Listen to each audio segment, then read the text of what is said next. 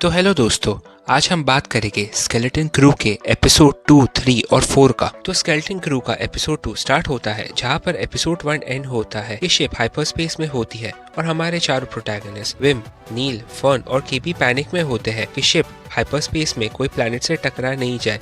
इस वजह से चारों बच्चों को बचाने के लिए विम एक बटन फिर से दबा देता है जब शिप हाइपरस्पेस से बाहर निकल जाती है और नॉर्मली चलना चालू हो जाती है। फिर फर्न, केबी, विम और नील चारों बच्चों का इंट्रोडक्शन होता है शिप के ड्रॉइड से जिसका नाम SM-33 है। फर्न झूठ बोलती है KM-33 ड्रॉइड को कि फर्न ने KM-33 के कैप्टन को मार दिया है और इस वजह से वो अब शिप की नई कैप्टन है। KM-33 अपनी प्रोग्रामिंग की वजह से फर्न को नया कैप्टन मानता है और फर्न को सब ऑर्डर्स को एक्सेप्ट करता है। फर्न जब KM-33 ड्रॉइड को एट-एटन के प्लैनेट पे ले जाने का ऑर्डर देती है तब KM-33 मना कर देता है और कहता है कि उसे एट-एटन के बारे में कुछ नहीं पता है। लेकिन KM-33 यह दिलासा देता है कि अगर उन्हें एट-एटन का कुछ नॉलेज चाहिए तो एक आउटपोस्ट पे मिलेगा और KM-33 अपने शिप को उस आउटपोस्ट की तरफ पायलट करता है। KM-33 जब चारों बच्चों को पायलट के स्टारपोर्ट पे ले जाता है तब चारों बच्चे अलग डायरेक्शन में एक्सप्लोर करने जाते हैं कि एट-एटन पे किसी के पास कुछ इन्फॉर्मेशन है कि नहीं। विम जब अपने पिताजी के दिए हुए पैसों से खाना खरीदने की कोशिश करता है तब विम और नील के पीछे दो पायरेट्स पड़ जाते हैं और कहते हैं कि यह करेंसी एक ओल्ड रिपब्लिक करेंसी है और यह एक बहुत वैल्यूएबल करेंसी है। जब विम और नील को पूछा जाता है कि वह दोनों कहां से आए हैं तो विम और नील जवाब देते हैं पायरेट्स को कि वह एट-एटन से है। इस बात पर सब पायरेट हंसते हैं और कहते हैं कि एट-एटन एक मिथ प्लैनेट है जिसपे बहुत ज्यादा ट्रेजर्स है। जब पायरेट्स विम, नील, फर्न और केबी को पकड़ के किडनैप करने की कोशिश करते हैं तब SM-33 आता है और उन चारों बच्चों को बचाने के लिए पायरेट से लड़ता है। SM-33 बहुत बहादुरी से लड़ता है और उन बच्चों को शिप की तरफ ले जाने की कोशिश करता है। SM-33 बहुत सारे पायरेट्स को मार गिराता है लेकिन जब वो बच्चों को शिप की तरफ ले जाने की और भागने की कोशिश करता है तब उसे ब्रूटस, उस टाइम के पायरेट्स के कैप्टन, उसे गन डाउन कर लेता है और चारों बच्चे विम, नील, फर्न और केबी को कन्फाइनमेंट में डाल देता है। कन्फाइनमेंट में चारों बच्चे जेल से बाहर निकलने की कोशिश करते हैं लेकिन नाकामयाब होते हैं, इस वजह से नहीं निकल पाते हैं। तब कैप्टन सिल्वो चारों बच्चे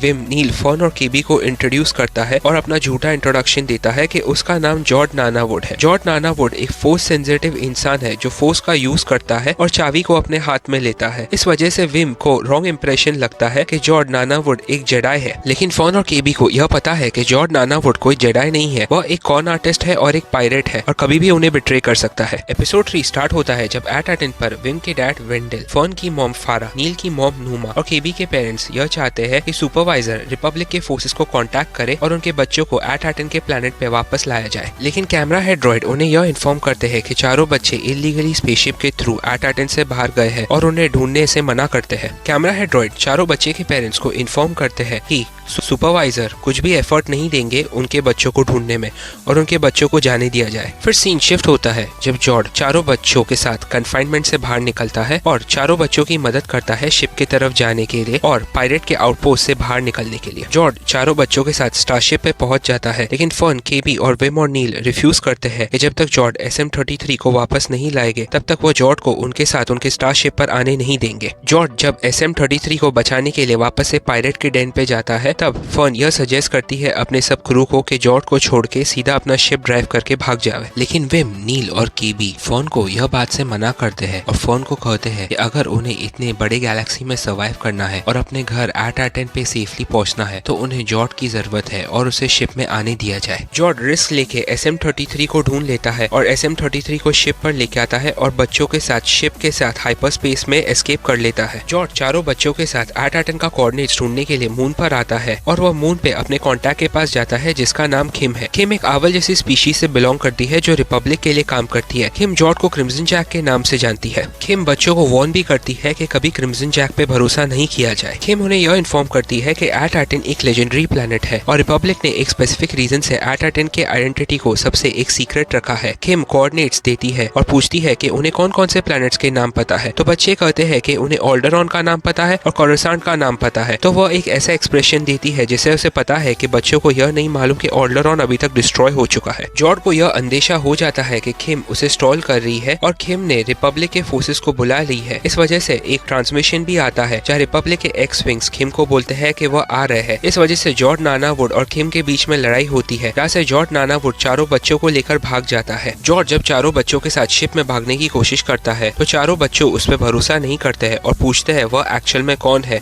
तो जॉर्ड यह कहता है कि वह कोई जेडाई नहीं है, वह उन बच्चों जैसा ही है, वह गुमराह है, वह लापता है और उसे भी उनकी जरूरत है। तो बच्चे जॉर्ड की यह बात सुनकर जॉर्ड से अग्री करते हैं कि वह जॉर्ड को आने देंगे और जॉर्ड को रिवॉर्ड मिलेगा अगर वो उसे एट लेके जाते हैं अपने पेरेंट्स के पास। फिर जॉर्ड स्पेसशिप में आता है और स्पेसशिप को चलाना चालू कर देता है। इस वजह से स्पेसशिप और एक्स विंग में कन्फ्रंटेशन होता है, जहाँ पे जॉर्ड बहुत स्मार्टली अपने स्पेसशिप को मैन्यूवर करता है और हाइपर स्पेस यूज करके स्पेसशिप में भाग जाता है रिपब्लिक की नजर से। जॉर्ड और चारों बच्चे किम के दिए हुए इन्फॉर्मेशन पर एक प्लैनेट में अराइव करते हैं, जहाँ पे उन्हें लगता है कि वह एट है, लेकिन असलियत में वह एट नहीं लेकिन दूसरा वॉरटोन प्लैनेट एट जैसा जिसका नाम एट एक्रिन है, जो एट के साथ फाउंड हुआ था। जॉर्ड हमारे पायलट ड्रॉइड SM-33 के साथ शिप पर रहता है और चारों बच्चे विम, नील, फर्न और केबी बाहर वेंचर करते हैं इन्फॉर्मेशन लेने के लिए। चलते चलते चारों बच्चे दो सोल्जर्स के सामने आ जाते हैं जो ट्रॉय के क्लैन से बिलोंग करते हैं। ट्रॉय के क्लैन वाले सोल्जर्स उन बच्चों को बचाते हैं लेकिन उन्हें कैप्चर कर देते हैं और अपने लीडर के सामने लेके जाते हैं। ट्रॉयक्स के क्लैन के लीडर बच्चों को यह इन्फॉर्म करते हैं कि वह बच्चों को एडल्ट जैसा ट्रीट करते हैं और वह बच्चों को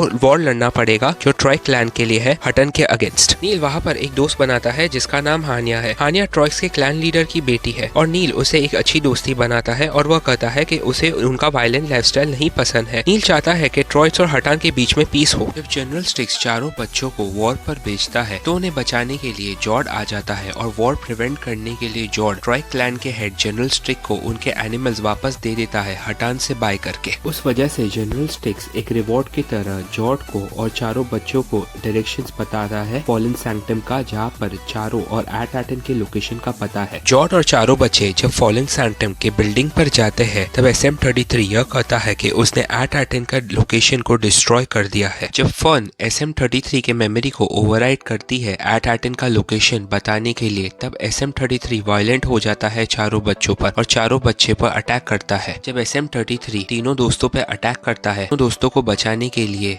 नील उसे डिस्ट्रैक्ट करता है। SM-33 जब नील की तरफ अटैक करने जाता है तब जॉर्ड SM-33 का बटन दबा देता है और SM-33 ड्रॉइड डीएक्टिवेट हो जाता है। तो एपिसोड 2 और 3 एकदम कंसिस्टेंटली स्टोरी को आगे बढ़ाता है बिना कोई रुकावट के। इन एपिसोड्स में जो सबसे ज्यादा अच्छा परफॉर्मेंस और हाईलाइट है वो है जॉर्ड नानावुड, जो बहुत इंटरेस्टिंग कैरेक्टर है जिसे देखकर ऑडियंस ये डिसाइड नहीं कर पाती है कि वह एक अच्छा इंसान है कि खराब इंसान है, जो एक एलिमेंट ऑफ अनप्रेडिक्टेबिलिटी लाता है जो शो के लिए बहुत अच्छा है। हमारे शो का जो सेकेंड हाईलाइट है वो है SM-33। SM-33 एक प्रॉपर पायरेट ड्रॉइड की फीलिंग देता है और वो बहुत एंटरटेनिंग लगता है, जिस वजह से उसे स्क्रीन पे देखने और मजा आता है। जो बात SM-33 की बहुत अच्छी लगती है कि SM-33 चारों बच्चों से पूरा लॉयल रहता है और चारों बच्चों की बहुत सारे तरीकों में मदद करता है, जो स्क्रीन पे देखने बहुत अच्छा लगता है। इस शो का नेक्स्ट हाईलाइट है नील, जो हमारे शो का मैस्कॉट है। नील एक बहुत इनोसेंट बच्चे वाली फीलिंग देता है और नेक्स्ट स्पीशीज का होने की वजह से वो बहुत एक क्यूट वाली फीलिंग देता है, जिसका भोलापन बहुत अच्छी तरीके से झलकता है। आई होप नील को अलग अलग स्टार वॉर्स के फ्यूचर शोज में इंक्लूड किया जाए। तो आप कमेंट बॉक्स में कमेंट करें कि इस शो के बारे में आपको और कौन सी चीजें अच्छी लगी। अगर आपको मेरा वीडियो पसंद आया है तो लाइक करें, सब्सक्राइब करें और बेल आइकन पर बटन दबाएं।